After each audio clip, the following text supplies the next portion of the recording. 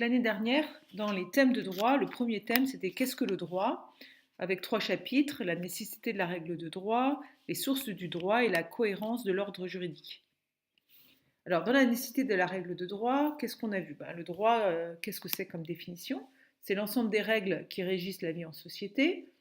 C'est une science qui est dotée d'une technique que vous avez commencé à apprendre, puisqu'elle s'appelle la qualification, qualifier juridiquement des faits.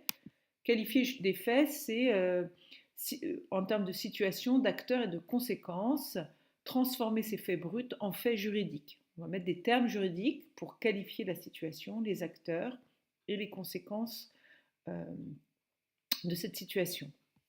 Toutes les règles ne sont pas des règles de droit. Il y a des règles de civilité qui ne sont pas sanctionnées par la loi. Alors, la règle de droit, elle a des caractéristiques, et ces caractéristiques, c'est d'être sanctionné. Alors, sanctionné, qu'est-ce que ça veut dire? C'est respecter, pour respecter et garantir l'obligation de s'y soumettre,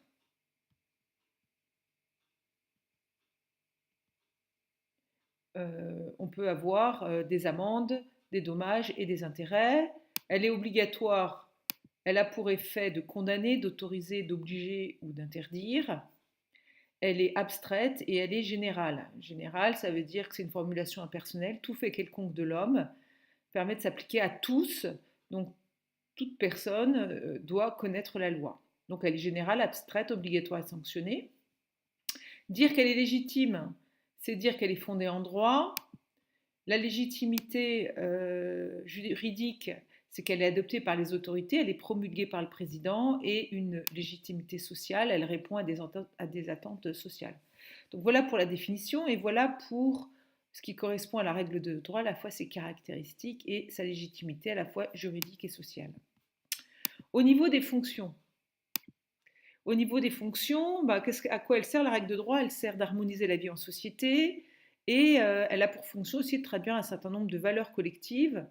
La valeur, c'est une notion qui sert de référence à une société et qui sert à fonder le droit. Alors, harmoniser la vie en société, c'est pouvoir l'organiser.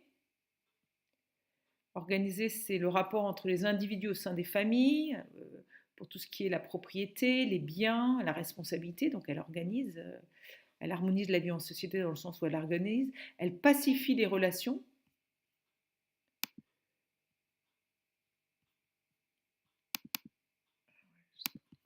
Elle pacifie les relations entre les individus.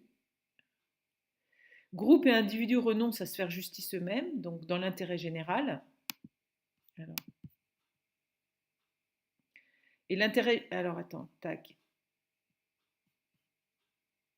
Et l'intérêt général l'emporte sur l'intérêt privé. Le débat juridique se substitue à la violence. C'est ça que ça veut dire la pacification. Et enfin, le droit corrige les inégalités sociales, par exemple par les impôts, la protection sociale, etc. Donc l'harmonisation, c'est l'organisation, la pacification et la régulation, correction des inégalités sociales.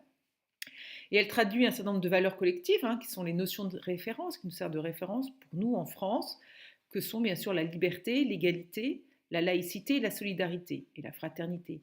Liberté, c'est exercer son libre arbitre toujours dans le respect de l'ordre public et des bonnes mœurs. L'égalité, c'est un principe, le fondement de la République, que la loi est la même pour tous, les hommes et les femmes. Que la laïcité, c'est permettre à chacun de vivre sa religion. Donc, on ne rejette aucune religion, en particulier, chaque citoyen est libre de l'exercer. Donc, l'État va faire en sorte que les citoyens puissent exercer leur religion, mais sans en favoriser aucune. C'est ça la laïcité, sans en favoriser aucune. Et tout en respectant le principe de neutralité, respecter les bonnes mœurs et l'ordre public. Et enfin, la solidarité, qui est l'intervention du droit dans la vie économique et sociale pour corriger les inégalités, par exemple le chômage. Voilà, donc vous avez vu que ce premier chapitre, qu'est-ce que le droit? Une définition. Qu'est-ce que la règle de droit? Ses caractéristiques, sa légitimité, et quelles sont les différentes fonctions du droit.